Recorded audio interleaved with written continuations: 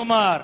నేను ఎమ్మెల్యే ఎలమంచిలి, కానీ పిఠాపురం ఎమ్మెల్యే గారి తాలూకా. ఇదే పిఠాపురంలో థర్డ్ ఫారం చదువుకున్న పిఠాపురం రాజా పాఠశాలలో ఒక విద్యార్థి, నరసాపురం, భీమవరం, విశాఖపట్నంలో చదువుకున్న ఒక విద్యార్థి మన్యంలో మరి ఎంతో కష్టాలతో ఎంతో బానిసత్వం చేయిస్తున్న బ్రిటిష్ వారిని చూసి ఎదురు తిరిగి మరి ఆ రోజు ఒక స్వాతంత్ర పోరాటం చేసిన మన్యం వీరుడు అల్లూరి సీతారామరాజు గారు.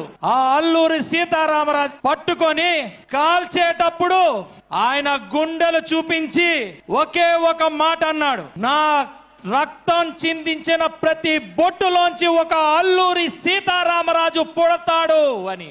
1924 మే 7వ తారీఖున ఆదివాసీలకు ఉన్న ఆశాదీపం అల్లూరి సీతారామరాజు గారు అస్తమిస్తే 100 సంవత్సరాలకి మళ్ళా అదే ఆదివాసీలు అందరూ కలిసి 2024న పవన్ కళ్యాణ్ గారిని మళ్ళా గెలిపించుకొని అదే ఆదివాసీలకి సేవ చేసుకునే భాగ్యం, ఆదివాసీల కోసం నిలబడే ధైర్యం కల్పించారు జగన్ రెడ్డి.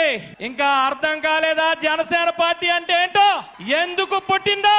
ఇది జనసేన పార్టీ. గత 5 సంవత్సరాల నుంచి నువ్వు మమ్మల్ని చిత్రహింస పెడితే మేమేదో పారిపోతాం అనుకున్నావు. మా చర్మం ఒలిస్తే మాకు ప్రాణం గుర్తురాదు, దేశం గుర్తొస్తుంది. ఎందుకంటే దేశం కోసం చనిపోవాలనుకుంటే ఊరిని ముద్దు పెట్టుకునే భగత్ సింగ్ గారు మాకు ఆదర్శం, మా నాయకుడికి మాకు ఆదర్శం. ఇది రాజకీయ పార్టీయే, కానీ ఆ మూలాలు ఎక్కడున్నాయో గుర్తు పెట్టుకొని ప్రవర్తిస్తే బాగుంటది. ఈ రోజు చెప్తున్నా, ఇక్కడున్న ప్రతి ఒక్కరు కూడా దేశం కోసం చనిపోయే అవకాశం దొరికితే అదే ఊరికమ్మకి ముద్దు పెట్టుకొని మరి చనిపోవడానికి రెడీగా ఉన్నాం, కానీ వెన్ను చూపించే సమస్య లేదు.